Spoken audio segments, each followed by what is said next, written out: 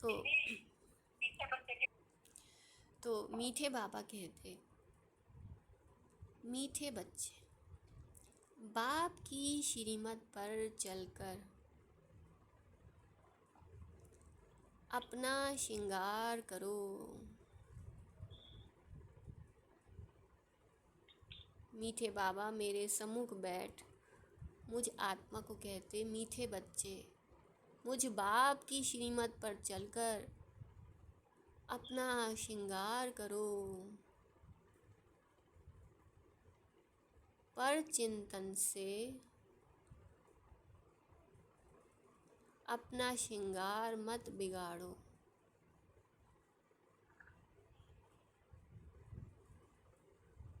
बाप की श्रीमत पर चलकर अपना श्रृंगार करो और पर चिंतन से अपना श्रृंगार मत बिगाड़ो। टाइम वेस्ट ना करो। हमें कौन सा चिंतन करना है? बाबा क्या कहते हैं, बाबा क्या सोचते हैं, बाबा क्या कहते हैं, बाबा क्या बोलते हैं, बाबा क्या करते हैं, कैसे करते हैं, कोई क्या बोलता, क्या कहता, क्या करता, ये पर चिंतन से अपना श्रृंगार मत बिगाड़ो। टाइम वेस्ट ना करो। मस्तक पे उंगली रखेंगे और अटेंशन देंगे कि मेरे मस्तक में किसी ने क्या कहा और मैंने क्या सुना, उसका चिंतन कभी नहीं करना। सुना अनसुना करना है। मेरे बाबा ने, मेरे परमात्मा बाप दादा ने मुझे क्या कहा, वो जो सामने से आया वो एक स्टिमुलेंट है और मेरे बाबा ने उसका क्या रिस्पॉन्स दिया है, बस उसी का ही चिंतन करना है मुझे। तो पर चिंतन से अपना श्रृंगार मत बिगाड़ो। टाइम वेस्ट ना करो। बाप की श्रीमत पर चलकर अपना श्रृंगार करो। बाप की श्रीमत मतलब बाबा की बातें, बाबा के ज्ञान रतन, उससे अपना श्रृंगार करो। आज बहुत स्पेशल है बाबा की। प्रश्न पूछा है, तुम बच्चे बाप से भी तीखे जादूगर हो। बाबा कह रहे तुम बच्चे बाप से भी तीखे जादूगर हो, कैसे? उत्तर है, यहाँ बैठे बैठे तुम इन लक्ष्मी नारायण जैसा अपना श्रृंगार कर रहे हो। यहाँ बैठे बैठे तुम इन लक्ष्मी नारायण जैसा अपना श्रृंगार कर रहे हो। यहाँ बैठे बैठे अपने आप को चेंज कर रहे हो। यह भी जादूगरी है।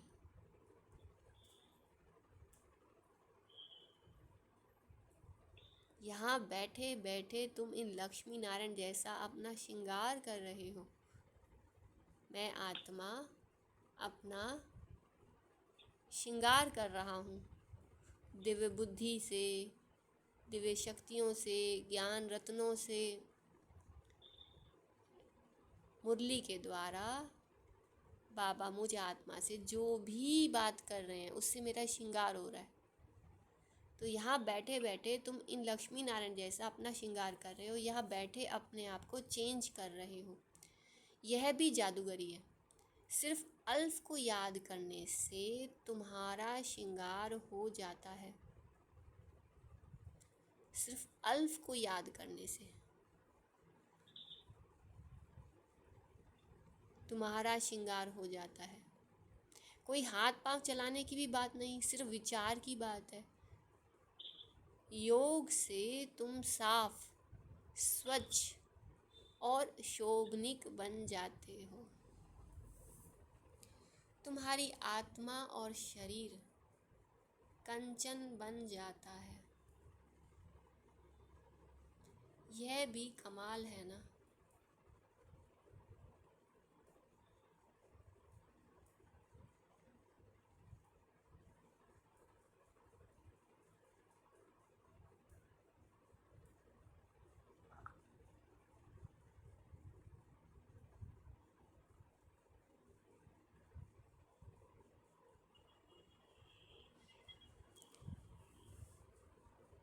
तो बाबा ने कहा योग से क्या हो गए, तुम एकदम साफ हो गए, स्वच्छ हो गए, शोभनिक बन जाते हो और आत्मा और शरीर कंचन बन जाता है। यह भी कमाल है ना।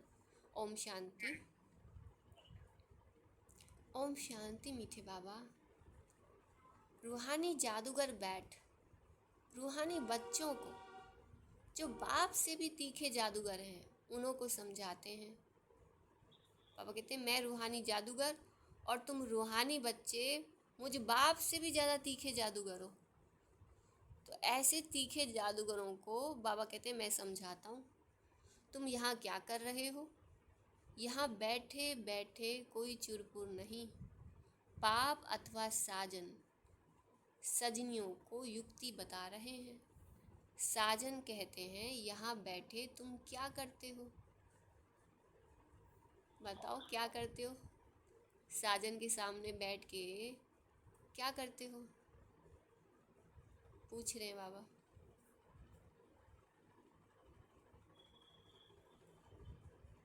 साजन के सामने बैठ के आत्मा तृप्त होती है, शांति मिलती है, पावर मिलती है। तो शिव साजन के सामने बैठ के तुम क्या करते हो? अपने को तुम ऐसे लक्ष्मी नारायण मिसल श्रृंगार रहे हो। बाबा कह रहे हैं जब जितना देर तुम शिव साजन के सामने बैठते हो, उनको याद करते हो, तो जैसे अपने को तुम ऐसे लक्ष्मी नारायण मिसल श्रृंगार रहे हो। शिव बाबा शिव साजन सजा रहे हैं हम आत्माओं को, कितना हमारी आत्मा को कितना सुंदर और दिव्य बना रहे हैं, जैसे लक्ष्मी नारायण की आत्मा बना रहे। कोई समझेंगे? बाबा कहते हैं अपने को तुम ऐसे लक्ष्मी नारायण मिसल श्रृंगार रहे हो, कोई समझेंगे? तुम यहाँ सब बैठे हो, फिर नंबरवार पुरुषार्थ अनुसार तो हो ही ना। पापा कहते हैं ये बात कोई समझेंगे? ऐसी बातें पापा कहते हैं सब तो नहीं समझेंगे। तुम यहाँ सब बैठे हो, फिर नंबरवार पुरुषार्थ अनुसार तो हो ही ना। मतलब बात वही बोल रहे हैं बाबा, लेकिन सब उसको नंबरवार पुरुषार्थ अनुसार ही कैच कर रहे हैं। जो जितने तीखे भक्त होंगे वो उतनी तीखी कैचिंग करेंगे। भक्ति का फल भगवान से हमें ये उनकी मीठी वाणी मुरली मिलती है। तो बाप कहते हैं ऐसे श्रृंगारे हुए बनना है शिव साजन की याद से, ऐसे लक्ष्मी नारायण जैसे श्रृंगारे हुए बनना है। आत्मा का जो श्रृंगार है वो एकदम परिज्यादा जैसा, एकदम एकदम दिव्य। तो बाप कहते हैं ऐसे श्रृंगारे हुए बनना है। तुम्हारी एम ऑब्जेक्ट ही यह है, भविष्य अमरपुरी के लिए। यहाँ बैठे हुए तुम क्या कर रहे हो? अब बाबा बार बार आज प्रश्न पूछ रहे हैं कि तुम यहाँ बैठे हुए क्या कर रहे हो? बाबा आपको निहार रहे हैं। पैराडाइज के श्रृंगार के लिए पुरुषार्थ कर रहे हो। मुझे निहारना मतलब पैराडाइज के श्रृंगार के लिए पुरुषार्थ कर रहे हो। कहीं जाते हैं तो श्रृंगार करके ही जाते हैं ना, ऐसे थोड़ा ना उठ के चल देंगे। तो पैराडाइज के श्रृंगार के लिए पुरुषार्थ कर रहे हो। देखो क्राइस्ट की बात चल रही थी ना, क्रिश्चियन धर्म की, एक दो दिन से, तो बाबा भी उसी पे मुरली चला रहे हैं।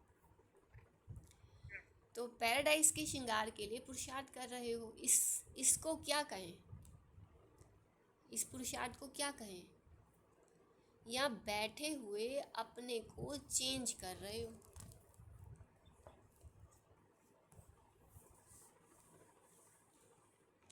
उठते बैठते चलते बाप ने एक मन मनाभव की चाबी दे दी है। बस एक सिवाय इसके और कोई भी फालतू बातें सुन सुनाकर टाइम वेस्ट मत करो। तुम अपने ही श्रृंगार में लगे रहो। पापा कहते हैं बस एक के सिवाय और कोई भी फालतू बातें सुन सुनाकर टाइम वेस्ट मत करो। तुम अपने ही श्रृंगार में लगे रहो, मतलब एक बाबा को याद करते रहो, सुदर्शन चक्र घुमाते रहो, अपने ही श्रृंगार में लगे रहो।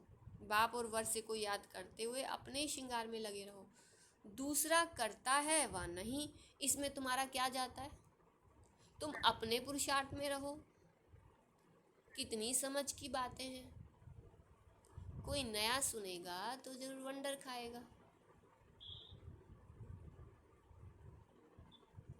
अब कहते हैं कि दूसरा करता है वह नहीं, इसमें तुम्हारा क्या जाता है? तुम अपने पुरुषार्थ में रहो। कितनी समझ की बातें हैं। पुरुषार्थ का मतलब क्या होता है? बाबा ने कहा ना तुम अपने पुरुषार्थ में रहो।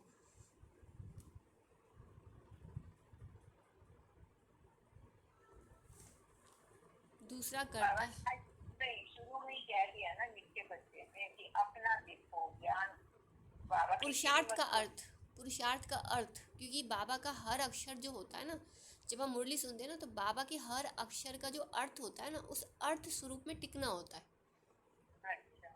मतलब जितनी आप इस समय जब मुरली सुन रहे हैं हम, तो उसमें जितने वर्ड सुन रहे हैं ना, उतने सारे वर्ड्स को अपने स्वरूप में हमें फील करने होते हैं, अपनी आत्मा के स्वरूप में, अपने फरिश्ते स्वरूप में, अपनी प्रैक्टिकल लाइफ में उसको हमें उसको इमर्ज करना होता है, उसको फील करना होता है। तो फिर वो चीज़ें हमारे को मुरली सुनने के बाद भी ऑटोमेटिक हमारे अंदर काम करती हैं फिर वो चीज़ें। दूसरा करता है वह नहीं, इसमें तुम्हारा क्या जाता है, तुम अपने पुरुषार्थ में रहो। इसको फील करें, बाबा कह रहे हैं तुम अपने पुरुषार्थ में रहो। पुरुष मतलब आत्मा, अर्थ मतलब मैं अपनी आत्मा के अर्थ में ही रहूं। मैं कुछ भी करूं, सुबह से लेकर रात तक मैं जो भी कर रही हूँ मैं पुरुषार्थ कर रही हूँ, मतलब अपनी आत्मा की उन्नति के अर्थ कर रही हूँ, आत्मिक उन्नति के अर्थ कर रही हूँ। चाहे मैं उठ रही हूँ, चाहे बैठ रही हूँ, चाहे कोई भोग बना रही हूँ, चाहे कुछ भी कर रही हूँ, मैं जो कुछ भी कर रही हूँ मैं ईश्वर की सेवा अपनी आत्मा की उन्नति के अर्थ कर रही हूँ। ये ईश्वरीय सेवा मैं अपनी आत्मा की उन्नति के अर्थ कर रही हूँ, किसी के लिए कुछ नहीं कर रहे हैं हम।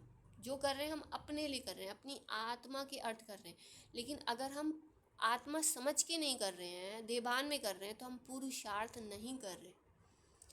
अगर मान लो इस समय मैं आत्मा, मुझे आत्मा से, इस बहन की आत्मा से किसी ने आके बात करी, ठीक है, तो अगर मैं आत्मा कॉन्शियस में नहीं हूँ और सामने वाले को भी आत्मा कॉन्शियसनेस में नहीं देख रही हूँ, या अपने को आत्मा समझ के बाबा की याद में वो बात नहीं सुन रही हूँ और बाबा को पास ऑन नहीं कर रही हूँ, तो मैंने पुरुषार्थ तो किया ही नहीं। तो बाबा ये कह रहे हैं दूसरा करता है वह नहीं, इसमें तुम्हारा क्या जाता, तुम अपने पुरुषार्थ में रहो बस। कितनी समझ की बातें हैं ये। एक एक रतन जो होता है ना, एक एक हीरा है ये बहुत समझ की बात है। इसको अपनी समझ में, अपनी फीलिंग्स में भरना होता है, समझना भी होता है। और उनको, जैसे तुम अपने पुरुषार्थ में रहो, इसको हमने समझा, अब इसको हमने फील किया। जैसे हमने इसको समझा और फील किया, ये मेरी आत्मा में समा गया और अब ये ऑटो प्रोसेस से मेरे जीवन में धारण हो गया। तो कितनी समझ की बात है। तो बाबा ने बताया ना, ये जो मुरली है, इस एक ही मुरली है, इसी एक ही मुरली से पहला नंबर का रतन भी बनता है, अष्टरतन का, और 9 लाख का लास्ट वाला रतन भी बनता है। मुरली एक ही है, सिर्फ मुरली सुनने के आधार से ही हमारा जो है हमारे नंबर बन जाते। तो तो बाबा कहते हैं कितनी समझ की बात है। कोई नया सुनेगा तो जरूर वंडर खाएगा। तुम्हारे में कोई तो अपना श्रृंगार कर रहे हैं, कोई तो और ही बिगाड़ रहे हैं, पर चिंतन आदि में टाइम वेस्ट करते रहते हैं। बाप बच्चों को समझाते हैं, तुम सिर्फ अपने को देखो कि हम क्या कर रहे हैं। पर छोटी युक्ति बताई है, बाप बच्चों को समझाते हैं तुम सिर्फ अपने को देखो हम क्या कर रहे हैं। बहुत छोटी युक्ति बताई है, बस एक ही अक्षर है, मन मना भाव। बाबा कहते हैं एक ही अक्षर है, छोटी युक्ति क्या बताई बाबा ने, मन मना भाव। मतलब अपने मन को, मैं आत्मा हूँ, आत्मा समझ के मुझ आत्मा को, अपने मन को मनाना है। अर्थात अपने मन को एक डायरेक्शन देनी है कि मैं आत्मा अपने मन को पुरुषार्थ वाली, यानी आत्मा की कॉन्शियस वाली डायरेक्शन में चला रही हूँ, बाबा की श्रीमत की डायरेक्शन में चला रही हूँ। अपने मन को चला रही हूँ मैं, अपने मन बुद्धि को कौन सी डायरेक्शन में चला रही हूँ, मेरे मन बुद्धि का फोकस कहाँ है, किस डायरेक्शन में चला रही हूँ, ठीक है। या फिर मैं देह भान की अपने, क्योंकि मन जो है देह भान में भी चलता है, अब मैं अपने मन को देह भान की कॉन्शियसनेस में भी थॉट्स मन मनाभव करती हूँ, तो मेरा मन मनाभव देह भान में चल रहा है या आत्मा समझ के चल रहा है। अगर देह भान में चल रहा है तो माया रावण चला रहा है, आत्मा समझ के पुरुषार्थ कर रहा हूँ तो बाबा की डायरेक्शन में, बाबा की श्रीमत प्रमाण चल पाएंगे। तो बस एक ही अक्षर है, मन मना भव। ये बहुत छोटी सी युक्ति बाबा ने बताई है। तुम यहाँ बैठे हो परंतु बुद्धि में है कि सारी सृष्टि का चक्र कैसे फिरता है। एक ही अक्षर बाबा ने मन मना भाव का बताया, और बाबा ने कहा जब तुम मेरे सामने, मेरे यहाँ बैठे हो, मेरे सम्मुख बैठे हो, परंतु मेरे सम्मुख तो तुम बैठ गए, परंतु बुद्धि में है कि सारी सृष्टि का चक्र कैसे फिरता है। मैं आत्मा तो बाबा के सम्मुख हूँ, लेकिन मेरी बुद्धि में बाबा ने सारी सृष्टि का चक्र कैसे फिरता है सब मेरे सामने बताया हुआ है। क्योंकि हमें लगता है कि मैं तो बाबा के, मैं आत्मा हूँ, मेरे परमात्मा बाप को याद कर रहा हूँ, मैं उनके सम्मुख बैठा हूँ, मैं उनको निहार रहा हूँ, ठीक है। बस अब इसमें क्या है, मन जो होगा ना वो कहेगा ये तो मैं बिंदी, बाबा बिंदी। अब हम शरीर में है ना, हम हर समय बिंदी बिंदी थोड़ा ना बोलते रहेंगे। और सिर्फ क्योंकि आत्मा अपनी आत्मिक स्मृति में तो रहेगी ना, लेकिन आत्मिक स्मृति में रहने के साथ साथ उसको पाठ भी बजाना है। पाठ बजता है मन, बुद्धि और संस्कारों से, ठीक है ना। अब उसके लिए फिर बाबा ने कहा कि उसके लिए जब तुम जब कर्म योगी हो, मुझे याद कर रहे हो, तो मेरी याद के साथ साथ बुद्धि में, तुम्हारी बुद्धि में सारे सृष्टि का चक्र भी फिरना चाहिए। और ये सुबह ही अपनी बुद्धि में फिरा के अपने मन बुद्धि को सेट करना होता है, ताकि जब हम कर्म योगी बने तो मन बुद्धि में ये सृष्टि चक्र फिरता रहे।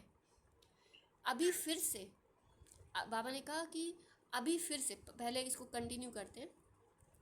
तुम यहाँ बैठे हो परंतु बुद्धि में है कि सारी सृष्टि का चक्र कैसे फिरता है।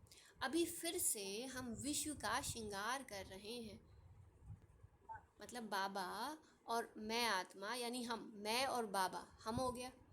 तो अभी हम क्या कर रहे हैं, जब मैं आत्मा बाबा को याद कर रही हूँ, मैं बाबा के संग में हूँ, याद करना मतलब मैं बाबा के साथ हूँ। अब जब मैं आत्मा मेरे बाबा के साथ हूँ, तो बाबा और मैं यानी हम, अभी फिर से हम विश्व का श्रृंगार कर रहे हैं। जब हम बाबा की याद में हैं तो बाबा का जो वर्षा है वो मुझे, मैं बाबा के साथ कंबाइंड हूँ, बाबा का वर्षा अब मेरा वर्षा, और बाबा और हम मिलके क्या कर रहे हैं, इस पूरे विश्व का श्रृंगार कर रहे हैं। तुम कितने पद्मा पदम भाग्यशाली हो कि तुमको परमात्मा के साथ मैं को मिला के हम बन गए, यानी शिव और शक्ति बन गए।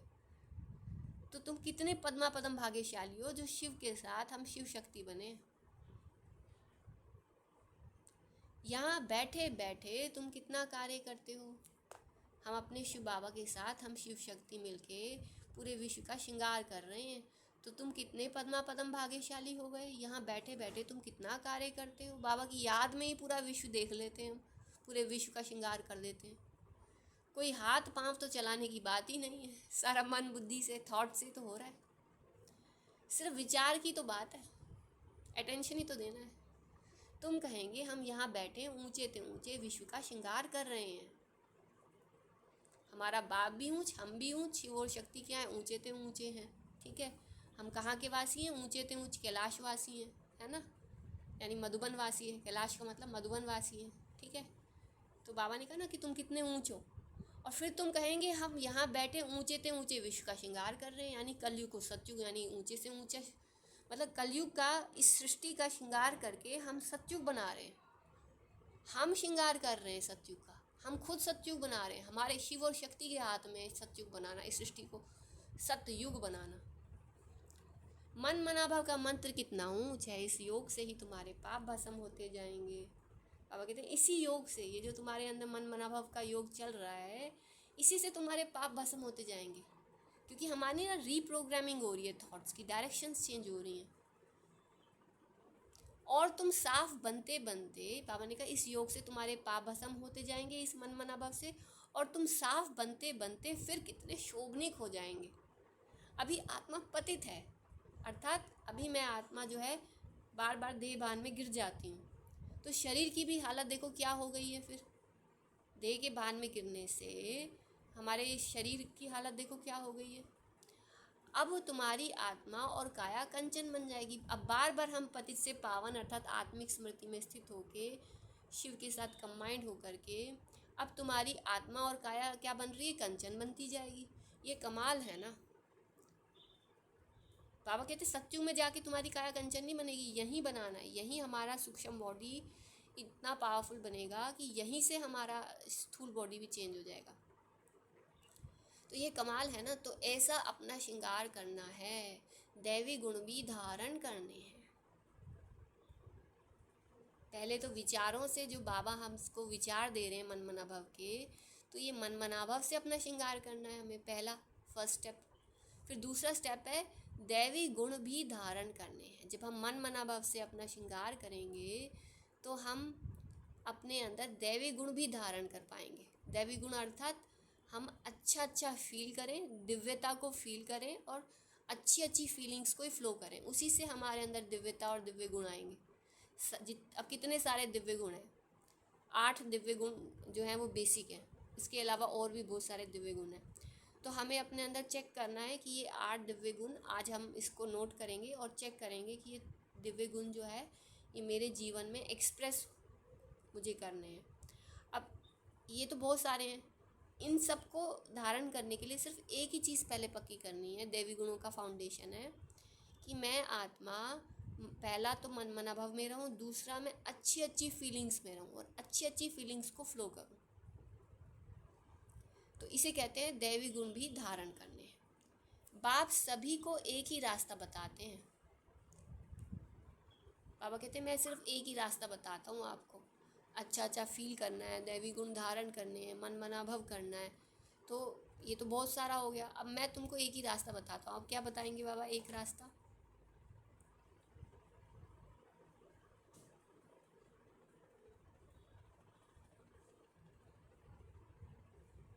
अपने को आत्मा समझ, बाबा को याद करो, बाबा बाबा के साथ रहो। ये तो मन मनाभव हो गया ना, ये तो मन मनाभव हो गया हाँ हाँ। और दिव्य गुण भी हो गए। मन मनाभव मतलब ये विचार, आत्मा समझना, परमात्मा को याद करना, ये तो विचार हो गया ना। हाँ हाँ। अपने मन मनाभव हो गया। मन मनाभव मतलब विचारों के द्वारा हमें बाबा को याद करना है, जिससे हमारा श्रृंगार होता रहे लक्ष्मी नारायण जैसा, है ना। और फिर बाबा ने कहा दैवी गुण भी धारण करने हैं। ठीक है, अब ये बहुत सारी चीज़ें हो गई ना, अब इतनी सारी चीज़ कैसे करेंगे, है ना। तो बाबा ने कहा अब बाप सभी को सिर्फ एक ही रास्ता बताते हैं, अल्फ और बे।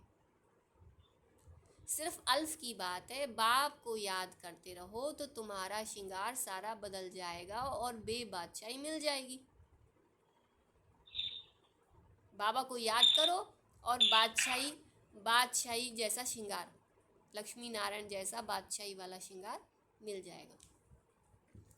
तो अभी फील करेंगे, मैं बाबा को याद कर रही हूँ, बाबा के सम्मुख हूँ।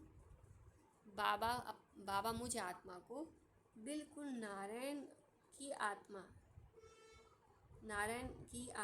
वाली आत्मा बना रहे हैं, नारायणी की आत्मा वाली आत्मा बना रहे हैं।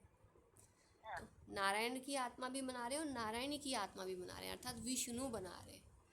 क्योंकि नारायण भी मेरे अंदर है, नारायणी भी मेरे अंदर है, बाहर कुछ नहीं है। ऐसा नहीं है कि कोई और नारायण बनेगा और मैं नारायणी बनूंगी, ऐसा कुछ नहीं है। हाँ, और लोग भी, और भी आत्माएं होंगी जो नारायण और नारायणी बनेंगे, लेकिन मैं 21 जन्म का वर्षा है ना। तो बाप से भी तुम बड़े जादूगर हो। तो बाबा ने कहा तुम बहुत बड़े जादूगर हो, मेरे को याद करने से तुम ऐसा जादू करते हो, बाप से भी तुम बड़े जादूगर हो। बाबा ने कहा तीखे जादूगर हो। एक तो बाबा ने कहा तीखे जादूगर हो, अब बाबा कह रहे तुम मेरे से भी बड़े जादूगर हो, मेरे से भी तीखे जादूगर हो। तुमको युक्ति बताते हैं कि ऐसा ऐसा करने से तुम्हारा श्रृंगार बन जाएगा। अपना श्रृंगार न करने से तुम मुफ्त अपने को नुकसान पहुंचाते हो। इतना तो समझते हो हम भक्ति मार्ग में क्या क्या करते थे, सारा श्रृंगार ही बिगाड़ कर क्या बन गए हो। अब एक ही अक्षर से, बाप की याद से तुम्हारा श्रृंगार होता है। बच्चों को कितना अच्छी रीति समझाकर फ्रेश करते हैं। यहाँ बैठे तुम क्या करते हो? पापा कहते मैं इतनी अच्छी रीति तुम्हें समझा के इतना अच्छा फ्रेश करता हूँ, यहाँ बैठ तुम क्या करते हो? याद की यात्रा में बैठे हो। अगर कोई का ख्याल और तरफ होगा तो श्रृंगार थोड़े ही होगा। तुम श्रृंगारे हो तो फिर औरों को भी रास्ता बताना है। बाप आते ही हैं ऐसा श्रृंगार बनाने। कमाल शिव बाबा आपकी, आप हमारा कितना श्रृंगार करते हो, उठते बैठते चलते हमको अपना श्रृंगार करना है। और कहते हैं जैसे तुम्हारा श्रृंगार हो रहा है, तुम बस ध्यान रखो कि ख्याल और तरफ ना जाए, क्योंकि और तरफ ख्याल जाएगा तो श्रृंगार थोड़ी होगा। हाँ, अगर तुम खुद खुद को तुमने श्रृंगारा है तो फिर औरों को भी रास्ता बताना है। बाप आते ही हैं श्रृंगार बनाने, ऐसा श्रृंगार बनाने। कमाल शिव बाबा आपकी, आप हमारा कितना श्रृंगार करते हो, बस वाह वाह करते रहो बाबा की। बाबा वाह बाबा, आप हमारा इतना अच्छा श्रृंगार बना रहे हो, और अपने उस स्वरूप को देखते रहो जो बाबा हमें बना रहे हैं, परिजादा बना रहे हैं, शहजादा बना रहे हैं, तो वो अपना वो श्रृंगार देखते रहो। उठते बैठते चलते हमको अपना श्रृंगार करना है। कोई तो अपना श्रृंगार कर फिर दूसरों का भी करते हैं, कोई तो अपना भी श्रृंगार नहीं करते तो दूसरों का भी श्रृंगार बिगाड़ते रहते हैं। फालतू बातें सुनाकर उनकी अवस्था को भी नीचे गिरा देते हैं, खुद भी श्रृंगार से रह जाते हैं तो दूसरे को भी रहा देते हैं। जो तो अच्छी रीति सोच विचार करो, बाबा कैसे कैसे युक्ति बताते हैं। भक्ति मार्ग के शास्त्र पढ़ने से ये युक्तियाँ नहीं आती हैं। शास्त्र तो हैं भक्ति मार्ग के। तुमको कहते हैं तुम क्यों शास्त्रों को नहीं मानते हो? बोलो हम तो सब मानते हैं। आधा कलप भक्ति की है।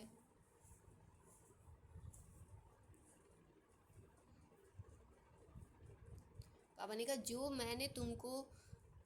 मैंने तुमको युक्ति बताई, भक्ति मार्ग के शास्त्र पढ़ने में ऐसी कभी युक्ति मिली तुमको? बाबा कहते हैं जो शास्त्र भक्ति मार्ग के हैं ये तो भक्ति मार्ग के, ये तो भटकाते आए हैं हमें। तुमको कहते हैं तुम क्यों शास्त्र को नहीं मानते हो? बोलो हम तो सब मानते हैं। आधा कलप भक्ति की है। शास्त्र पढ़ते हैं तो कौन नहीं मानेंगे? रात और दिन होते हैं तो जरूर दोनों को मानेंगे ना। यह है बेहद का दिन और रात। शास्त्र क्या है? भक्ति मार्ग बेहद की रात। और ज्ञान क्या है? दिन बेहद का दिन ज्ञान। बाप कहते हैं मीठे बच्चों तुम अपना श्रृंगार करो, टाइम वेस्ट मत करो। टाइम बहुत थोड़ा है, तुम्हारी बड़ी विशाल बुद्धि चाहिए।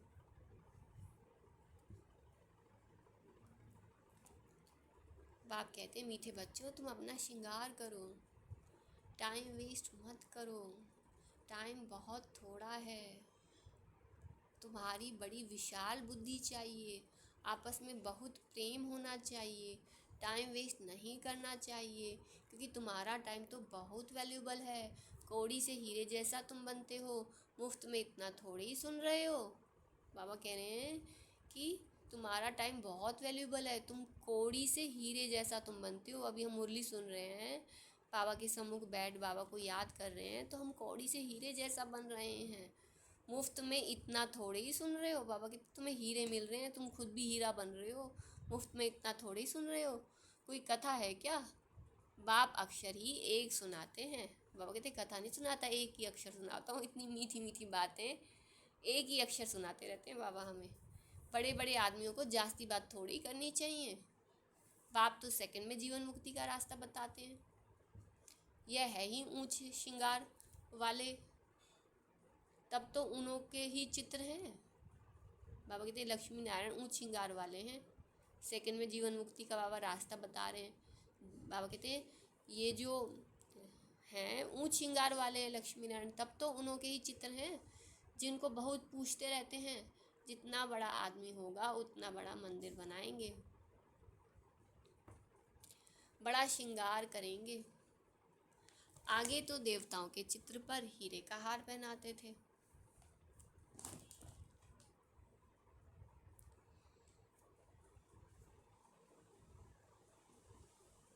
बाबा को तो अनुभव है ना, ब्रह्मा बाप को भी अनुभव है। बाबा ने खुद हीरे का हार बनाया था लक्ष्मी नारायण के लिए भक्ति मार्ग में। वास्तव में तो उन्हों जैसी यहाँ पैरवाइज कोई बना ना सके।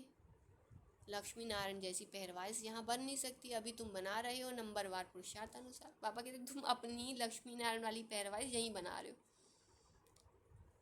नंबरवार पुरुषार्थ अनुसार। पैरवाइज अर्थात जो हमारा सतयुगी देवता वाला शरीर है वो भी हमारा अभी ही बनता है योग बल से। अभी तुम बना रहे हो नंबरवार पुरुषार्थ अनुसार। तो बाप समझाते हैं बच्चे टाइम वेस्ट न अपना करो न औरों का करो। बाप युक्ति बहुत सहज बताते हैं। मुझे याद करो तो पाप मिट जाए। याद बिगर इतना श्रृंगार हो ना सके। तुम यह बनने वाले हो ना, दैवी स्वभाव धारण करना है, इसमें कहने की भी दरकार नहीं।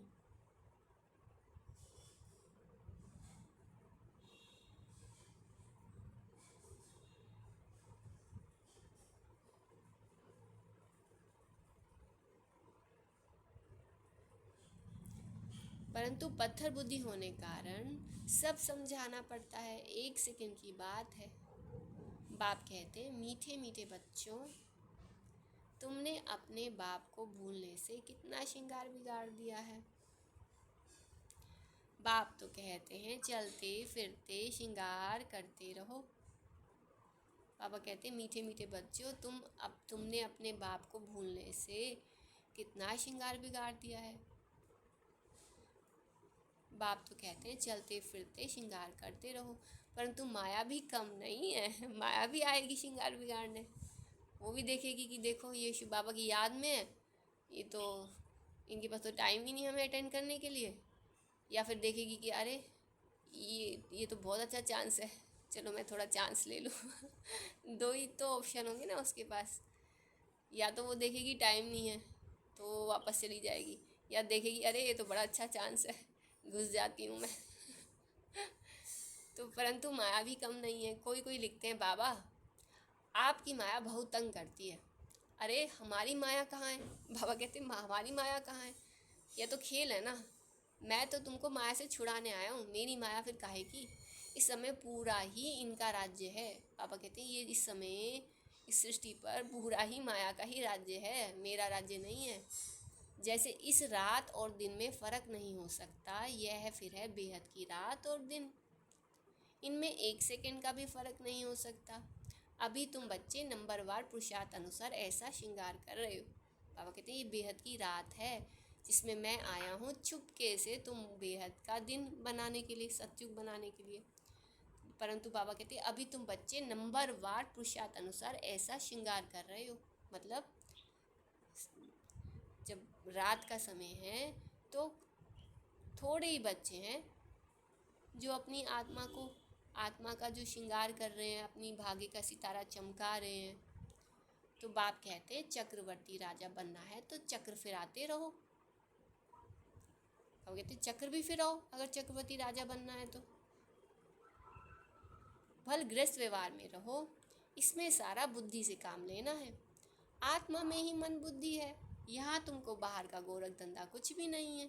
या आते ही हो तुम अपने को श्रृंगारने, रिफ्रेश होने, बाप पढ़ाते तो सबको एक ही जैसा है ना। अब कहते तुम मेरे पास आते हो अपने को श्रृंगारने, अपने को रिफ्रेश करने, बाप पढ़ाते तो सबको एक ही जैसा है।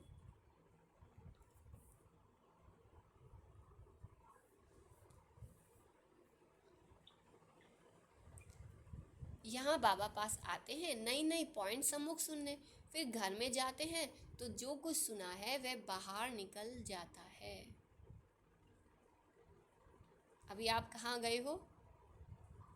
अभी आप कहाँ हो? मैं आपके सन्मुख हूँ। बाबा के सम्मुख कहाँ हो? मधुबन। ठीक है, हाँ, क्योंकि हमने लाइव इमर्ज कर दिया ना अपने आप को, लाइव मधुबन में, और बाबा को लाइव मधुबन में, हाँ, इमर्ज कर लिया। हमारा मन क्या है? वो मधुबन है। ठीक है, बाबा तो ये कहते हैं जो भी आपका स्थान है ना, उसको भी ये सोचो कि ये मधुबन का ही हॉल है, मधुबन का ही स्थान है, उसका एक हिस्सा है, उसी का पार्ट है, ऐसा समझो। लेकिन अभी हमें ये देखना है कि हम बाबा के सम्मुख हैं, डायमंड हॉल में या सूक्ष्म वतन में। हमने बुला लिया सूक्ष्म वतन से डायमंड हॉल में बाबा को। तो यहाँ बाबा पास आते हैं नई नई पॉइंट सम्मुख सुनने, फिर घर में जाते हैं तो जो कुछ सुना है वह बाहर निकल जाता है। कभी मत फील करो कि मैं घर में हूँ, रहो ही मत घर में, रहो ही नहीं शरीर में, क्योंकि हमारी कॉन्शियसनेस पे डिपेंड करता है। मैं आत्मा हूँ, मुझे सोल कॉन्शियस रहना है। अब मुझे जो है हमें इस कॉन्शियसनेस में रहना ही नहीं है कि मैं दुख धाम में हूँ, या तो शांति धाम या सुख धाम या मधुबन, और कुछ भी कॉन्शियसनेस अपने अंदर थोड़ी भी मत धारण करो। तो यहाँ बाबा पास आते हैं नई नई पॉइंट सम्मुख सुनने, फिर घर में जाते हैं तो कुछ सुना है वह बाहर निकल जाता है। यहाँ से बाहर निकलने से ही झोली छांट लेते हैं। जो सुना उस पर मनन चिंतन नहीं करते। बाबा कहते हैं मेरे बच्चे मनन चिंतन नहीं करते जो सुनते हैं। तुम्हारे लिए तो यहाँ एकांत की जगह बहुत है, बाहर में तो खटमल फिरते रहते हैं। बाबा कहते हैं मधुबन में तो बहुत जगह है, और बाहर तुम जाते हो तो बहुत खटमल फिरते रहते हैं। एक दो का खून करते पीते रहते हैं।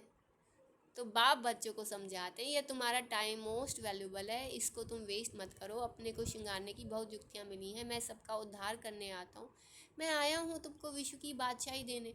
तो अब मुझे याद करो, टाइम वेस्ट मत करो, काम काज करते भी बाप को याद करते रहो। इतनी ढेर सब आत्माएं आशिक हैं एक परमपिता परमात्मा माशूक की। बाबा कहते इतनी सारी आत्माएं हैं, मुझ परमात्मा की माशूक हैं, मुझ परमात्मा माशूक की आशिक हैं। तो अब बाबा ने देखो कितनी सुंदर सुंदर युक्ति बताते हैं याद की। पहले बोला कि तुम मेरी याद से अपने को श्रृंगार रहे हो। अब बाबा क्या कह रहे हैं, मैं तुम्हारा माशूक हूँ। पहले बोला मैं तुम्हारा साजन हूँ और मैं तुम्हारा श्रृंगार कर रहा हूँ, ठीक है। अब बाबा क्या कह रहे हैं कि मैं तुम्हारा माशूक हूँ और तुम मेरे आशिक हो, मतलब मेरे पे फिदा हो जाओ। पहले बाबा ने सजाया शिव साजन बन के, ठीक है। अब हमारी आत्मा का श्रृंगार हो गया, हम सज गए, ठीक है। अब बाबा को पता है ये सज गए हैं, इन पे श्रृंगार हो गया है और आसपास बहुत खटमल घूमते रहते हैं बाबा ने बोला ना कि क्या कहते हैं, बाहर में तो खटमल घूमते रहते हैं। तो फिर बाबा ने कहा फिर अब इसलिए खटमलों से बचने के लिए कैसे याद करो कि एक परम पिता परमात्मा ही मेरा माशूक है और हम सब उनके आशिक हैं। तो वह सब जिस्मानी कथाएं आदि तो तुम बहुत सुनते हो। अब बाप कहते हैं वह सब भूल जाओ, भक्ति मार्ग में तुमने मुझे याद किया और वायदा भी किया हम आपके ही बनेंगे। ऐसे आशिक बनेंगे कि जब आप आओगे तो आप पे ही वारी जाएंगे। तो जब आशिक मतलब इतनी तीखी लगन हो कि माया अगर आसपास भी आए ना, वो दूर से झटका खा के भाग जाए कि अरे मैं कहाँ आ गई कहाँ आ गई बेचारी। अब बाप कहते हैं वह सब भूल जाओ, भक्ति मार्ग में तुमने मुझे याद किया और वायदा भी कि हम आपके ही बनेंगे। ढेर के ढेर आशिकों का एक ही माशूक है। भक्ति मार्ग में कहते हैं ब्रह्म में लीन होंगे। यह सब है फालतू बातें, एक भी मनुष्य मोक्ष को नहीं पा सकता। यह तो अनादि ड्रामा है, इतने सब एक्टर्स हैं, इसमें जरा भी फर्क नहीं हो सकता। बाप कहते हैं सिर्फ एक अल्फ को याद करो तो तुम्हारा यह श्रृंगार हो जाएगा। बाबा ने कहा कि देखो भक्ति मार्ग में तो हाँ तुमने मुझसे वायदा भी किया कि आप आएंगे तो हम आप पे वारी जाएंगे, ठीक है। फिर बाबा ने कहा और भी बहुत सारी बातें हैं भक्ति मार्ग में, जैसे लीन हो जाना। तो बाबा कहते हैं लीन तो कोई होता ही नहीं, मोक्ष को भी कोई नहीं पाता, ये तो अनादि ड्रामा है, सब एक्टर्स हैं, जरा भी फर्क नहीं हो सकता। बाप कहते हैं सिर्फ एक अल्फ को याद करो तो तुम्हारा यह श्रृंगार हो जाएगा। अभी तुम यह बन रहे हो, स्मृति में आता है अनेक बार हमने यह श्रृंगार किया है। कल कल बाबा आप आएंगे, हम आपसे ही सुनेंगे। कितनी गूहे गूहे पॉइंट्स हैं, बाबा ने युक्ति बहुत अच्छी बताई है। वारी जाऊं ऐसे बाप पर। बाबा ने इतनी अच्छी श्रृंगार करके, मतलब बाबा ने कि हम कैसे बाबा को याद करें, कैसे अपना बाबा की याद से अपना लक्ष्मी नारायण जैसा श्रृंगार करें। तो बाबा ने युक्ति तो बहुत अच्छी बताई है, वारी जाऊं ऐसे बाप पर। आशिक माशुक भी सब एक जैसे नहीं होते हैं, यह तो सभी आत्माओं का एक ही माशुक है। बाबा कहते हैं दुनिया में आशिक माशुक एक जैसे नहीं होते, और यहाँ पर तो एक ही माशुक है, जिस्मानी कोई बात नहीं है। परंतु तुमने संगम युग पर ही बाप से ये युक्ति मिलती है। बाबा कहते हैं तुम बच्चों को संगम युग पर ही ये युक्ति मिलती है। कहाँ भी तुम जाओ, खाओ पियो घूमो फिरो नौकरी करो, अपना श्रृंगार करते रहो, आत्माएं सब एक माशुक के आशिक हैं। बाबा कहते हैं कोई भी पार्ट बजाओ, खाओ पियो घूमो फिरो नौकरी करो, मतलब कोई भी रोल प्ले कर रहे हैं, हर जगह जा रहे हैं, हमारा एक रोल है, एक पार्ट है हमारा, ठीक है। तो लेकिन बुद्धि में ये रखो कि मैं तो आत्मा हूँ, ये मेरा पार्ट अलग है, मैं आत्मा अलग हूँ, और मैं आत्मा तो मेरे माशूक का आशिक हूँ। लगन वहीं लगी रहे, बस उनको ही याद करते रहो। कोई कोई बच्चे कहते हैं हम तो 24 घंटे याद करते रहते हैं। हम भी जब जॉब में थे ना, तो भले हम जॉब में थे, वहाँ पर सबके बीच होते थे, लेकिन हम सबके बीच कभी रहते ही नहीं थे। हमारी आँख या तो बाबा बाबा की तरफ लगन होती थी, या यही लगन होती थी कि ये सारी आत्माओं को कैसे बाबा, ये सारी आत्माएं इनको कैसे जगाएं, कैसे जैसे मैं उस माशूक का आशिक बनाऊं तो इनको भी कैसे बताएं कि हाँ वो परमात्मा हमारा माशूक वो आ गया है। तो हर समय हर एक आत्मा के ऊपर बस यही एक लगन लगी रहती थी, या तो खुद भी उनसे जुड़ने की और औरों को भी उनसे जुड़ाने की। तो जब चांस मिलता था तो मतलब बस ये होता, जो भी ऊपर ऊपर से निमित्त मात्र बस शरीर धारण किया, अपना पार्ट निभाया और निहारे। तो हम जैसे हम वहाँ होते ही नहीं थे कभी, मतलब होते नहीं थे, मतलब कि आ, उस स्थान पे होते हुए भी हम एब्सेंट थे। तो बाबा ने कहा ना कि तुम्हें तो इस दुनिया से तुम्हारा कोई रिश्ता ही नहीं है, तुम तो फरिश्ते हो, बस उनको ही याद करते रहो। कोई कोई बच्चे कहते हैं हम तो 24 घंटे याद करते रहते हैं, परंतु सदैव तो कोई कर नहीं सकते। अब कहते हैं भले लगन रहती है बाबा की, लेकिन 24 घंटे कोई याद नहीं कर सकता करता। अगर कोई कहे कि बाबा मैं आपको 24 घंटे का चार्ट देता हूँ कि मैं 24 घंटे याद करता हूँ, परंतु सदैव तो कोई कर नहीं सकते। बहुत में बहुत 2-2.5 घंटे तक। बाबा कहते 2-2.5 घंटे से, अब बता दो आज की डेट में कोई भी बाबा को ना 2-2.5 घंटे से ज़्यादा का चार्ट नहीं दे सकता कि बाबा मैंने 2-2.5 घंटे से ज़्यादा आपको याद किया, एक भी आत्मा नहीं देगी। क्योंकि आज बाबा ने साफ साफ बता रखा है कि 2-2.5 घंटे से बहुत में बहुत 2-2.5 घंटे तक। जास्ती अगर लिखे तो बाबा मानता ही नहीं। दूसरे को स्मृति दिलाते नहीं तो कैसे समझे तुम याद करते हो। अगर तुम किसी से भी मिल रहे हो, आज सारा दिन में सुबह से लेकर रात तक मैं जितनी लोगों से मिली, तो मैं आत्मा ने औरों को क्या बाबा से कनेक्शन कराया। तो बाबा ने इसके आधार पे ये पक्का किया कि बहुत जास्ती अगर लिखें कि मैं 24 घंटे, मतलब मैं 2-2.5 घंटे से ज़्यादा याद करता हूँ, जास्ती अगर लिखे तो बाबा मानता नहीं। दूसरे को स्मृति दिलाते नहीं तो कैसे समझो तुम याद करते हो। आज बाबा ने कहा ना कि टाइम नहीं वेस्ट करना, जब भी आपस में मिलो तो हमें हर एक का कनेक्शन बाबा से जोड़ना है। दूसरे को स्मृति दिलाते नहीं तो कैसे समझे तुम याद करते हो। क्या कोई डिफ़िकल्ट बात है। हाँ मतलब जिस हिसाब से बाबा कहता है उसी हिसाब से तो उतनी ज्यादा होती ही नहीं। तो बाबा ने कहा कोई डिफ़िकल्ट बात है मुझे याद करना, औरों को मेरी याद दिलाना, कोई इसमें खर्च। धारण रीति तो तक तो कोई चीज करते हैं, धारण रीति से कहें। हाँ जी। अच्छा, धारण रीति से अगर हम कहें कि बाबा याद नहीं रहता, ये तो नहीं है हाँ तो हमारी वही वही तकलीफ बाबा हमारी। बता रहे हैं कि बाबा बच्चे कहते हैं बाबा हम तो आपको हर समय याद करते हैं, ठीक है। हाँ मतलब हर समय 24 घंटे याद करते हैं या हर समय याद करते हैं, मतलब तो यही हुआ ना। तो बाबा ने बताया कि अगर ऐसा है, सपोज ऐसा है, तो उसके लिए बाबा ने जो चेकिंग करी, पहले तो बाबा ने कहा कि देखो 2-2.5 घंटे तक ही, बहुत से बहुत 2-2.5 घंटे तक करेगा, ठीक है। जास्ती अगर लिखे तो बाबा मानते नहीं। अगर मान लो कि सच में ऐसा है, अगर जास्ती लिखे तो बाबा मानता नहीं। अगर बाबा मानेगा तो उसके लिए बाबा ने एक क्राइटेरिया दिया है। अगर इस क्राइटेरिया को वो प्रैक्टिकल कर रहा है तो बाबा कहेंगे चलो ठीक है मैं मानता हूँ थोड़ा ज़्यादा याद करता होगा। दूसरे को स्मृति दिलाते नहीं तो कैसे समझे तुम याद करते हो। कि सारा दिन तुमने मुझे याद किया, क्या तुमने औरों को भी, औरों की भी लगन मेरे में लगवाई। दूसरे को स्मृति दिलाते नहीं तो कैसे समझे तुम याद करते हो। क्या कोई डिफ़िकल्ट बात है, कोई इसमें खर्चा है। बाबा कहते हैं इसमें कोई खर्चा है कुछ भी नहीं। बस बाबा को याद करते रहो तो तुम्हारे पाप कट जाएं। देवी गुण भी धारण करने हैं, पतित कोई शांति धाम व सुख धाम में जा ना सके। बाप बच्चों को कहते हैं अपने को आत्मा भाई भाई समझो, 84 जन्मों का पाठ अभी पूरा होता है। पापा कहते हैं अपने को भाई भाई समझो, और एक ही चीज़ अपने, अभी जैसे हम चलते फिरते कर्म कर रहे हैं तो उस समय बस एक ही चीज़ याद रखो कि हम सब आत्मा भाई भाई हैं, एक बाप के बच्चे, ठीक है।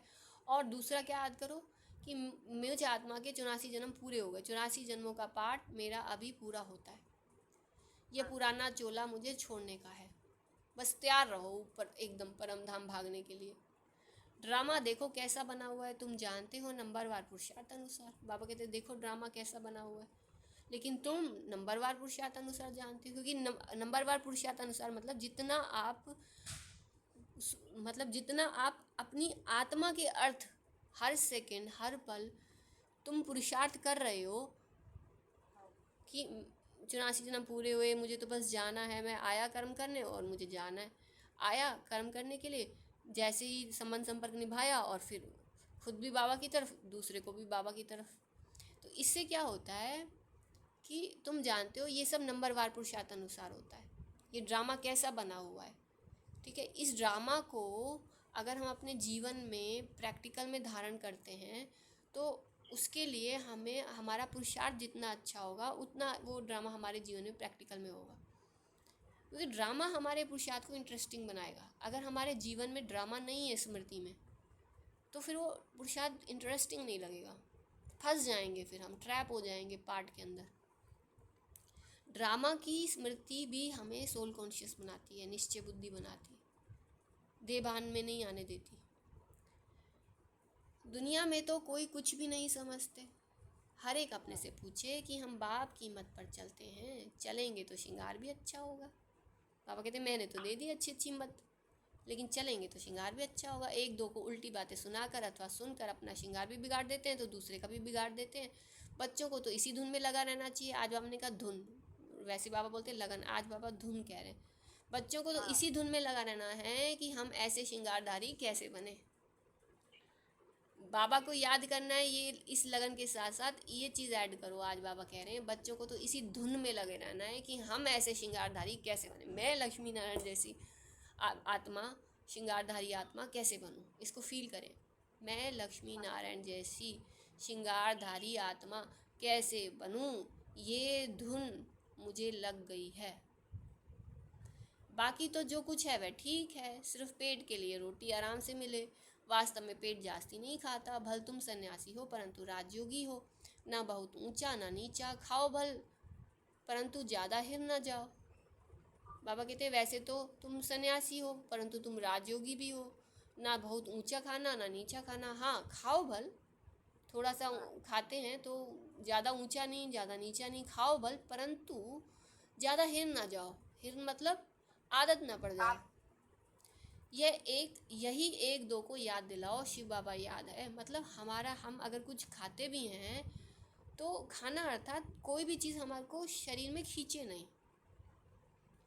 मतलब ये खाना पीना ये हमें देह भान में ना खींच ले। हमें इस तरीके से खाना है कि हमें कोई आसक्ति ना हो। मान लो कि सपोज करो, जैसे चाय कॉफ़ी का ले लो, जैसे आपने तो अभी बताया जैसे हमारी कोई सी बात होती, ठीक है ना। तो अब मान लो कि अंदर से ये संकल्प उठा कि मुझे इस समय कुछ ऐसा लेना है गरम गरम, ठीक है। तो संकल्प में जो संकल्प उठाएंगे, अब वो संकल्प हमने उसको उस संकल्प को जैसे सोचा कि हाँ मुझे ये चीज़ लेनी है, ठीक है। ये जो थॉट है, अगर मैं आत्मा जो संकल्प मेरे पास आया मैंने उसको पावर दे दी, तो अब क्या है वो संकल्प मेरे पे हावी हो जाएगा कि नहीं अब तुम्हें यही चीज़ लेनी ही लेनी है। जब तक लेंगे नहीं तो फिर आत्मा को, इसलिए तो वो चीज़ जो है ना वो आत्मा जब तक वो ले नहीं लेगी ना तो फिर वो अंदर चली गई है, अब वो उसको खींचेगी। तो इसलिए पहली बात ये है कि हमें कोई ऐसे संकल्प उठाने ही नहीं है। बिना संकल्प उठाए हमें एक राइट चॉइस करनी है। बिना कुछ, अगर शरीर के लिए हम कुछ भी कर रहे हैं, ठीक है, तो बस हमको कोई भी चीज़ के थॉट्स में अपने चीज़ को धारण नहीं करना है। सिर्फ हमें जो है ना बस हमें जो है ना अवेयर होना है कि हाँ जो ये जो प्रकृति है इसको इस चीज़ की थोड़ी ज़रूरत है, ठीक है। और वो वाली चीज़ें नहीं लेनी है जो हमको उसको लेने के बाद वो हमारे को शरीर में कुछ ऐसी तकलीफ़ें करें जो फिर शरीर हमें वो जो कर्म भोग है वो हमें अपनी तरफ खींचे, हमारा टाइम वेस्ट करे। तो हम कौन है, हम राजयोगी है ना। तो हमारी जो भोजन है वो सात्विक भोजन है, सात्विक डाइट। सात्विक अर्थात प्राकृतिक। ये तो राजसिक हो गया ना, चाय कॉफ़ी राजसिक होती है। ना ना ना, राजसिक नहीं होती, उसमें एक तमस भी होता है। उसमें वो होता है ना कुछ कुछ चीज़ें ऐसी होती हैं जो तामसिक भी होती हैं। टैनिन होता है, टैनिन जो टोबैको में होता है ना वही होता है उसमें भी। और उसमें ना क्या टैनिन में जो पावर होती है ना वो एडिक्शन करता है। एडिक्शन मतलब कि वो आसक्ति पैदा करने वाला तत्व होता है। तो अब बाबा ब्रह्मा बाबा मम्मा कभी चाय नहीं पीते थे।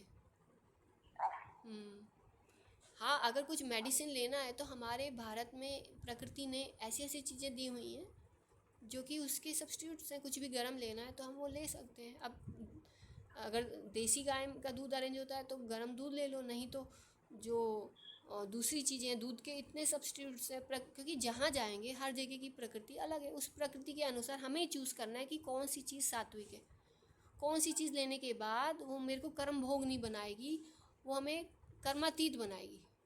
हम कर्म योगी हैं, हमें ध्यान रखना है मुझे वही खाना है जिससे मैं कर्म भोगी ना बनूं, मैं कर्म योगी बनूं, बस ये ध्यान रखना है।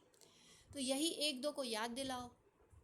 खाओ भल परंतु ज़्यादा हिर ना जाओ, आदत ना पड़ जाए। अच्छी चीज़ों की भी आदत नहीं पड़ जानी चाहिए। अब जैसे हम भी कई बार किसी को बताते हैं ये हर्बल टी ले लो चाय की बजाय, लेकिन हम कभी नहीं पीते क्योंकि हमें इन चीज़ों में फंसना ही नहीं है। वो तो निमित्त मात्र, जब कभी ज़रूरत हो तो बंदा ले ले, लेकिन इनमें फंसना नहीं है। बाबा की याद में कुछ भी लिक्विड ले लो और चलते बनो बस। तो हाँ, ये है कि कई बार मदर्स को थोड़ा काम ज़्यादा होता है, थोड़ा सा उनको ज़रूरत होती है, लेना चाहिए, ऐसा नहीं नहीं लेना चाहिए। हाँ, बस बाबा एक ही बात कहते हैं बच्चे परंतु ज़्यादा हिर ना जाओ, बस आदत ना पड़ जाए। जैसे अब हमारे साथ मधुबन में एक मदर गई थी, बहुत साल पहले की बात है। वो उस समय उनकी ऐसी हालत थी कि चाय के लिए उनकी तबीयत, उनकी माइंड की स्थिति इतनी बुरी तरह हिल जाती थी कि जैसे कहते हैं ना कि उनका पूरा ज़मीन और आसमान हिल गया, इतनी ज़्यादा एडिक्शन थी। लेकिन फिर जब बाबा के सामने वो चीज़ महसूस करी तो धीरे धीरे धीरे धीरे परिवर्तन हो जाता है। तो खाओ भल परंतु ज़्यादा हिल ना जाओ, यही एक दो को याद दिलाओ। शिव बाबा याद है, बाबा कितने मुख्य चीज़ है। भले हम इस शरीर में कुछ भी डाल रहे हैं, सिर्फ उस समय एक ही चीज़ पूछो, शिव बाबा याद है, वर्षा याद है, विश्व की बादशाही का श्रृंगार याद है। विचार करो यहाँ बैठे बैठे तुम्हारी क्या कमाई हो रही है। भले हाथ में चाय इस शरीर में जा रही है, लेकिन आत्मा को बाबा कहते हैं ख्याल करो, विचार करो, यहाँ बैठे बैठे तुम्हारी क्या कमाई हो रही है। इस कमाई से अपार सुख मिलना है। बाबा की याद से मेरा श्रृंगार हो रहा है लक्ष्मी नारायण जैसा, विश्व की बादशाह बन रहे हैं हम। इस कमाई से अपार सुख मिलना है, सिर्फ याद की यात्रा से, और कोई तकलीफ नहीं। भक्ति मार्ग में मनुष्य कितने धक्के खाते हैं। अभी बाप आए हैं श्रृंगारने, तो अपना अच्छी रीति ख्याल करो, भूलो मत। माया भुला देती है, फिर टाइम बहुत वेस्ट करते हैं। तुम्हारा तो ये बहुत वैल्यूबल टाइम है। पढ़ाई की मेहनत से मनुष्य क्या से क्या बन जाते हैं।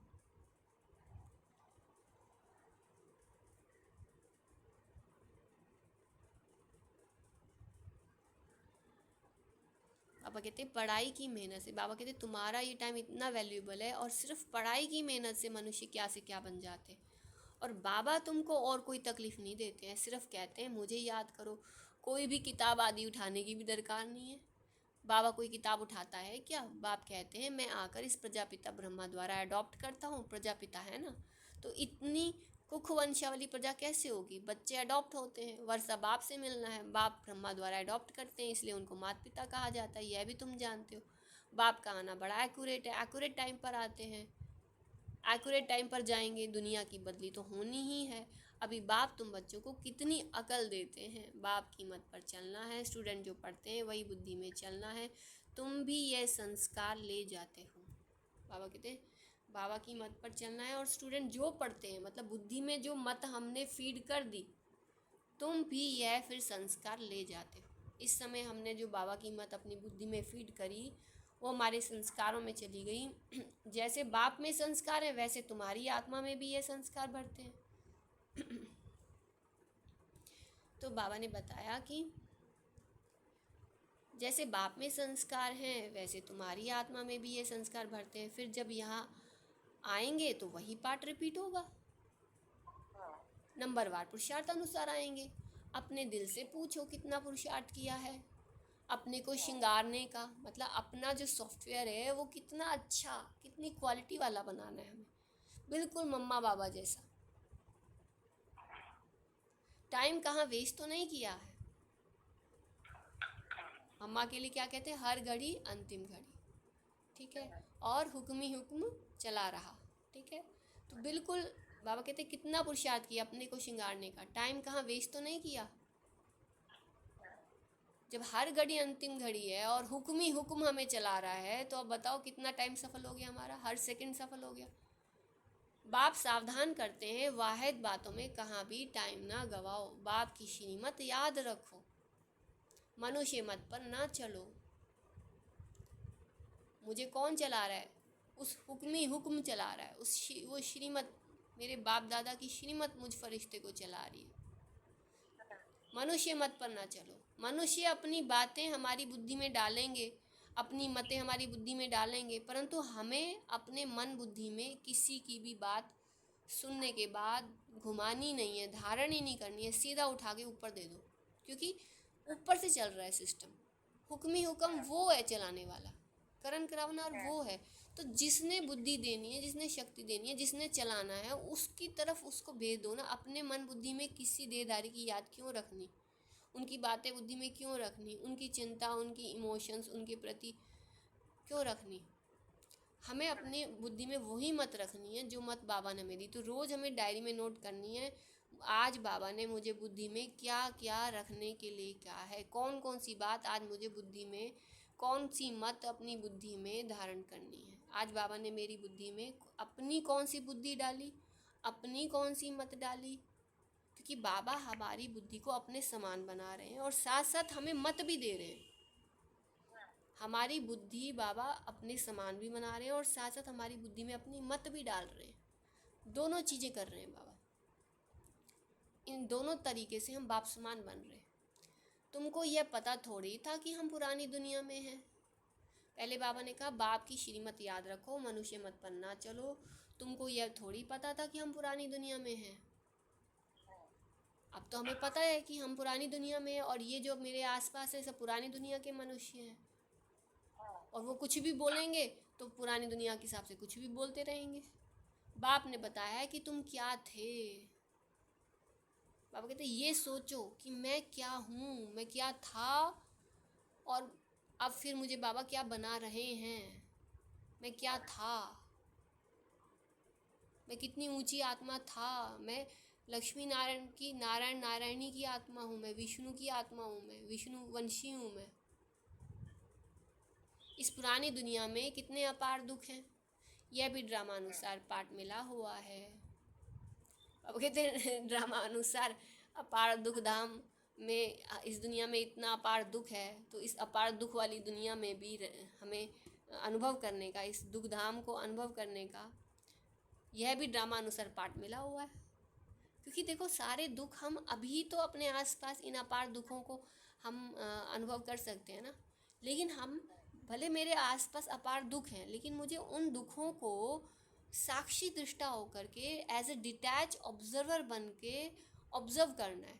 लेकिन उन दुखों को जो फील करने का जो संस्कार मैंने कलयुग में बना लिया देवान के कारण, अपार दुख हैं लेकिन उन अपार दुखों को फील नहीं करना है। कलयुग के अंत के जन्मों में हमने आसपास में जो अपार दुख थे उनको फील करना, उन दुखों को महसूस करना, दुख लेना, दुखी होना। एक है दुख लेना, किसी ने कोई बात सुनाई दुख वाली तो हमने क्या किया, हम दुखी हो गए या हमने दुख ले लिया, उस दुख को महसूस कर लिया। ये दुख महसूस करना भी ये मेरी ही भूल है, मैं ही ये भूल करती हूँ दुख लेने की, मैं ही दुख फील कर रही हूँ। कितना भी कड़ा दुख है आसपास, कितनी भी कड़ी परिस्थिति है, कितने भी अपार दुख हैं, लेकिन मुझे उसको महसूस नहीं करना है। ये मेरी चॉइस है कि मैं उसको फील करूं as a detach observer, as a साक्षी दृष्टा। मुझे क्या सेंस करना है और क्या रिस्पॉन्स करना है। मैं स्वराज्य अधिकारी हूँ, मैं मालिक हूँ खुद का। पावर ने मुझे ये पावर मेरे हाथ में, मेरे कंट्रोल में दे दी। मेरी पावर मेरे हाथ में दे दी कि बच्चे ये तुम्हारे हाथ में ये पावर। अगर तुम्हें तकलीफ़ हो रही है, तुमको तुम्हारी पुरानी आदत पड़ गई है, तो तुम मेरी मदद ले लो। तुम क्या कहते हैं, तुम उस दुख को फील करने की बजाय मुझे आगे कर दो कि बाबा ये दुख आप संभालो, है ना, तुमसे नहीं झेल पा रहे, तुम मेरे को सौंप दो। तो बाबा ने तो हमें दो ऑप्शन दे दिए, एक तो हमें उसको फील नहीं करना, फिर बाबा कहते तुमसे नहीं संभल रहा तो मुझे सौंप दो। सोचना नहीं है, सोचना नहीं, सौंपना है। क्योंकि जब हम सोचते हैं तो हम जैसे उसको अपने अंदर एब्जॉर्ब करते जा रहे हैं। जैसे किसी ने कुछ कहा, हम वो थॉट, अब वो थॉट मेरे अंदर, मैंने उसको फील कर लिया या उस थॉट को मैंने रिपीट कर दिया ना, उसी समय बाबा को दे दो। अगर एक भी संकल्प मैंने अंदर ले लिया माया को तो एंट्री दे दी मैंने, अब वो फिर थॉट्स जो चलते ही रहेंगे, वो रात भर भी चलेंगे, दिन भर भी चलेंगे, क्योंकि हम जो है ना इस सृष्टि के मूल हैं, हम इस सृष्टि की जड़ हैं। अगर हमने एक भी देवान की दुनिया के थॉट्स अपने अंदर एंट्री करा ली, तो वो सारे के वो थॉट्स क्या करेंगे, वो एंट्री क्या करेगी, वो पूरी इस सृष्टि की सारी नेगेटिव पावर्स को हमारे अंदर डालने की कोशिश करेगी। और अगर हमारे अंदर ही, जड़ के अंदर ही नेगेटिविटी, वेस्ट थॉट्स और नेगेटिव थॉट्स में हम फंस जाएंगे, तो पूरे झाड़ का क्या हाल होगा। तो हमारे ऊपर कितनी जिम्मेवारी है, हमारे अंदर ज्ञान योग के सिवाय कुछ भी एंट्री नहीं लेना चाहिए। इतना हमें डिटैच बनना है, इतना इस सृष्टि के मनुष्य, हमें अपना प्रभाव इस सृष्टि पे डालना है। हम इसके आधार मूर्त हैं, ये सृष्टि हमारी रचना है, ये हमें नहीं क्रिएट कर सकती, ये हमारा आधार नहीं बन सकती, हम इस सृष्टि पे डिपेंड नहीं हो सकती, ये सृष्टि हम पे डिपेंड है। इसलिए हमें एक भी व्यर्थ और नेगेटिव संकल्प अपने अंदर एंट्री नहीं होने देना। तो इस पुरानी दुनिया में कितने अपार दुख हैं, यह भी ड्रामा अनुसार पाठ मिला हुआ है। ड्रामा अनुसार अनेकानेक विघ्न भी पड़ते हैं कि हमने एंट्री नहीं करानी, गलती से हमने कोई एक थॉट अपने अंदर ले लिया वेस्ट, और एक आधा व्यर्थ संकल्प या आधा सा नेगेटिव फीलिंग को फील कर लिया, तो क्या होगा। ड्रामा अनुसार फिर अनेकानेक विघ्न भी पड़ते हैं, एक संकल्प से ही विघ्न पीछे पड़ जाते हैं।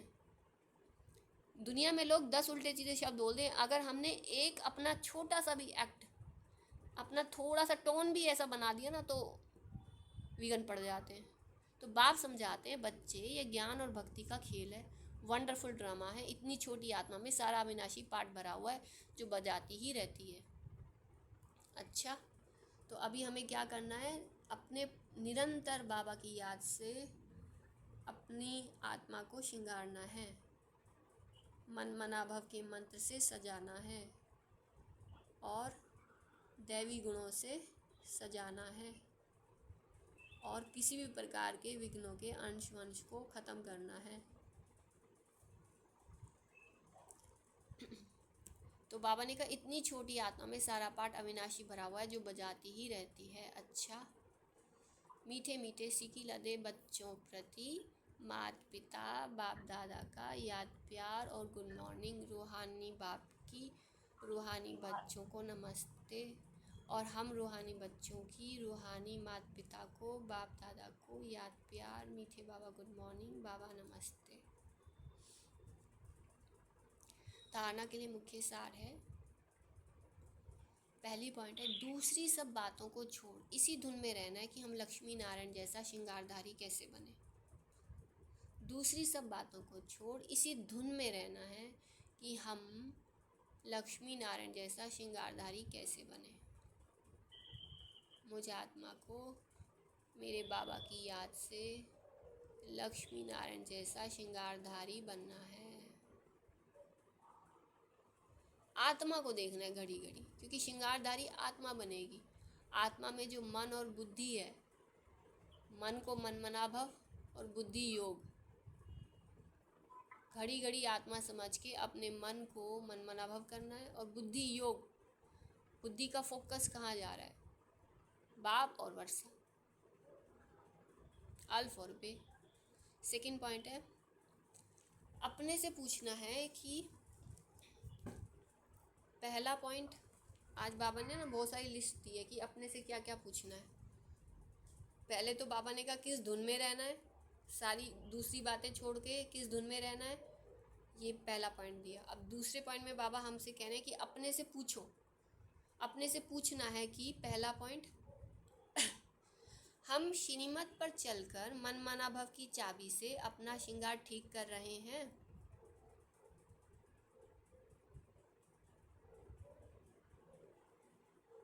हम श्रीमत पर चलकर मन मनाभव की चाबी से अपना श्रृंगार ठीक कर रहे हैं। मतलब मन जो है वो देवान में आके रॉन्ग ट्रैक में जाएगा, सदगति की बजाय, राइट डायरेक्शन की बजाय रॉन्ग डायरेक्शन में जाएगा। लेकिन हमें क्या करना है, आत्मा समझ के बाबा की याद से अपने मन को मन मनाभव की चाबी से राइट डायरेक्शन पे लाने के लिए क्या करना है, श्रीमत लेनी है कि इस परिस्थिति में बाबा मेरे मन में कौन सा मन मनाभव कहेंगे। जैसे कोई बात आ गई, मन डिस्टर्ब हो रहा है, उस समय बाबा कहते हैं हम श्रीमत पर चलकर मन मनाभव की चाबी से अपना श्रृंगार ठीक कर रहे हैं। किसी ने कोई बात बोली, हमने उसको सुनी और उसका मन मनाभव करने लगे, नहीं, बाबा ने कहा उसकी बजाय बाबा की श्रीमत लेकर फिर शिव और शक्ति मतलब शिव बाबा की याद में रह के हम श्रीमत पर चलकर मन मनाभव की चाबी से अपना श्रृंगार ठीक कर रहे हैं। ये पूछना है अपने आप से, अगर नहीं है तो उसको ठीक करना है। दूसरा पॉइंट है, उल्टी सुल्टी बातें सुनकर व सुनाकर श्रृंगार बिगाड़ते तो नहीं हैं। थर्ड पॉइंट है, आपस में प्रेम से रहते हैं, अपना वैल्यूबल टाइम कहीं पर वेस्ट तो नहीं करते हैं। थर्ड पॉइंट है, दैवी स्वभाव धारण किया है।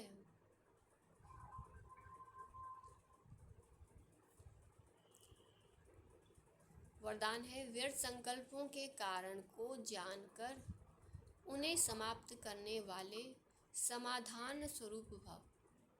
व्यर्थ संकल्पों के जो कारण हैं उसको जानकर उन्हें समाप्त करने वाले समाधान स्वरूप भव। अब बाबा को पता है कि मेरे बच्चों के अंदर जो व्यर्थ संकल्प आते हैं उसके क्या कारण हो सकते हैं। बाबा कहते हैं अपने वो कारणों को तुम्हें जानना है और उन्हें समाप्त करना है, तो तुम समाधान स्वरूप बन जाओगे। तो उसका बाबा ने बताया व्यर्थ संकल्प उत्पन्न होने के मुख्य दो कारण हैं। पहला अभिमान और दूसरा है अपमान।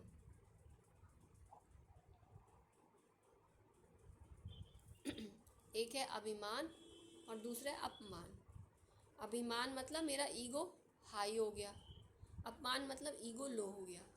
अभिमान मतलब मैं तो ये हूँ, मैं तो वो हूँ, और अपमान मतलब मैं तो कुछ भी नहीं, मैं तो ऐसे ही हूँ, ईगो लो हो गया। तो व्यर्थ संकल्प उत्पन्न होने के मुख्य दो कारण हैं, अभिमान और अपमान। मेरे को कम क्यों, मेरा भी ये पद होना चाहिए, मेरे को भी आगे करना चाहिए। तो इसमें या तो अपना अपमान समझते हो या फिर अभिमान में आते हो।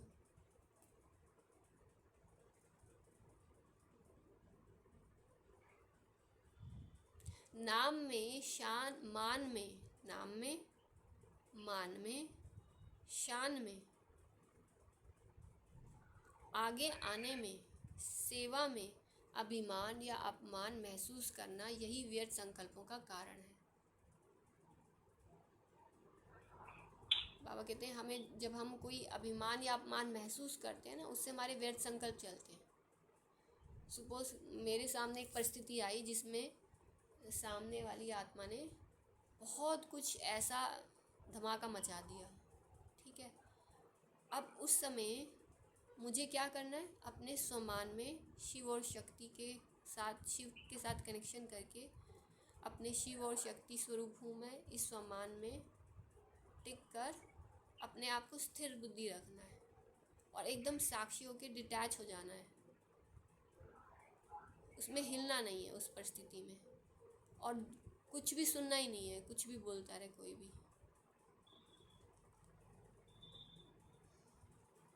तो ऐसी कंडीशन में बाबा कहते हैं अभिमान या अपमान महसूस करना, यही व्यर्थ संकल्पों का कारण है। लेकिन ऐसी सिचुएशन में क्या होता है, या तो हम अभिमान में आ जाते हैं या अपमान महसूस करने लग जाते हैं। अभिमान मतलब मान लो कि कोई कुछ गलत करने जा रहा है या कुछ गलत बोल रहा है, तो हमें लगता है कि ये अभी अभी हमारी मान ले, ये ऐसा ना करे जो मैंने कहा, बस ये अभी अभी मान ले।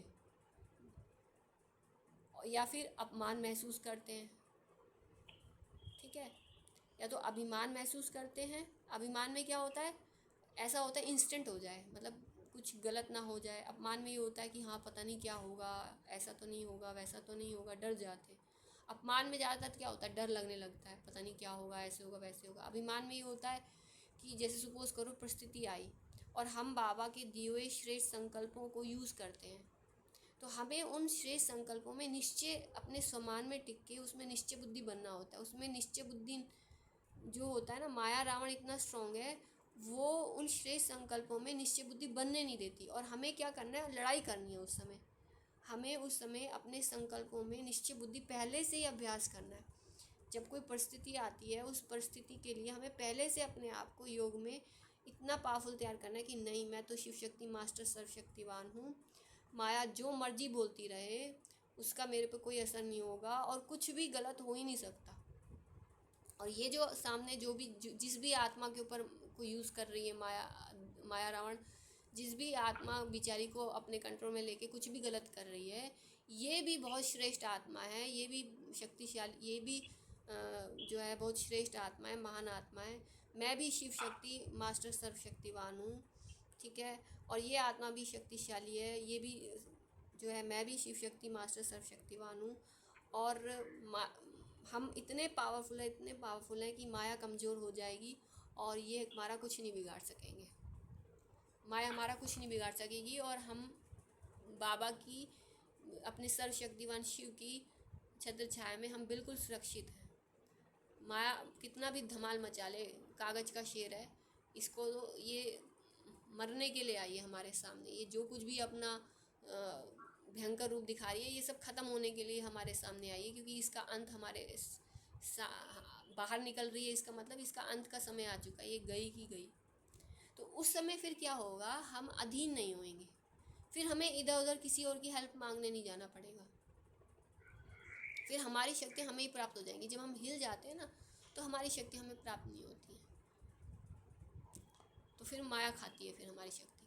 तो हमें हिलना नहीं है, हमें निश्चय बुद्धि बन के अपने आप को इतना स्ट्रांग बनाना है कि जब भी वो परिस्थिति आए तो हमें हिलना नहीं है, बस मजबूत रहना है बाबा के सर्वशक्तिवान के साथ के निश्चय पे। तो इसमें या तो अपना अपमान समझते हो या फिर अभिमान में आते हो। तो अभिमान में आते हैं तो हमें अपने संकल्पों में निश्चय नहीं होता कि हाँ मैं शिव शक्ति हूँ, मैं मास्टर सर्वशक्तिवान हूँ, ठीक है। और अपमान में आते हैं तो हम डर जाते हैं, ठीक है। तो इसमें या तो अपना अपमान समझते हो या अभिमान में आते हो। नाम में, मान में, मेरा नाम, मेरा मान, मेरी शान, है ना। तो हमें उस समय सोचना है कि मेरा नाम क्या है, तो बाबा का नाम है, बाप दादा जाने उनका नाम। मान, मेरा क्या मान है, मेरा मान बाबा का मान है। अगर आज मेरा मान को कोई छेड़ता है तो बाबा के मान को छेड़ता है, तो बाबा अपने इस विश्व के कल्याणार्थ सेफ्टी तो करेंगे ना बाबा। हाँ, तो शान, मेरी शान क्या है, जो भी शान है वो बाबा की शान है। तो नाम में, मान में अगर हम अपना निश्चय बाबा पे बिठा देंगे कि बाबा तो सर्वशक्तिवान है, मेरा नाम सो बाबा का नाम, मेरी मान सो बाबा की मान, मेरी शान सो बाबा की शान। और बाबा कौन है, बाबा सर्वशक्तिवान है। तो सर्वशक्तिवान बाप का नाम और मान और शान को कोई हिला नहीं सकता, वो तो सर्वशक्तिवान है, वो तो सर्वसमर्थ है। माया तो वो तो मायापति है, वो तो प्रकृतिपति है। माया कितनी भी हलचल जमा ले, वो तो हमारे अधीन है, वो तो मरी पड़ी है। तो जब हम बाबा को बड़ा समझेंगे, बाबा को सर्वशक्तिवान समझेंगे, अपने ये चीज़ें हमें पहले से ही मनन चिंतन करके अपने को तैयार करना होता है उस परिस्थिति के लिए। जो हमारे पास कई बार परीक्षाएं आई हैं और उसमें हम हिले हैं, तो हमें पहले से अपनी तैयारी करनी है। तो नाम में, मान में, शान में, आगे आने में, सेवा में अभिमान या अपमान महसूस करना, यही व्यर्थ संकल्पों का कारण है। तो इसी से हम डर जाते हैं और हमारे व्यर्थ संकल्प चलते हैं। इस कारण को जानकर निवारण करना ही समाधान स्वरूप बनना है। तो इस कारण को जानना है कि अब मुझे ये जो निश्चय बुद्धि वाली स्थिति है, इसके लिए मुझे अपनी शक्तियों को जमा करना है, अपनी स्थिति को मजबूत बनाना है कि जब परिस्थिति आए उससे पहले से ही मुझे तैयारी करनी है। हर रोज़ मुझे ज्ञान योग से अपने आप को उस परीक्षा में विजयी बनने के लिए अपने को तैयार करना है कि मुझे ना ज़रा सा भी दुखी नहीं होना, ज़रा भी दुख नहीं लेना और ज़रा भी मुझे हिलना नहीं है।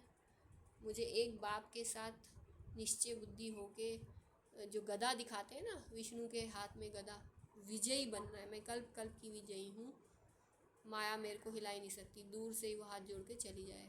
इतना स्ट्रांग अपने आप को बनाना है हमें।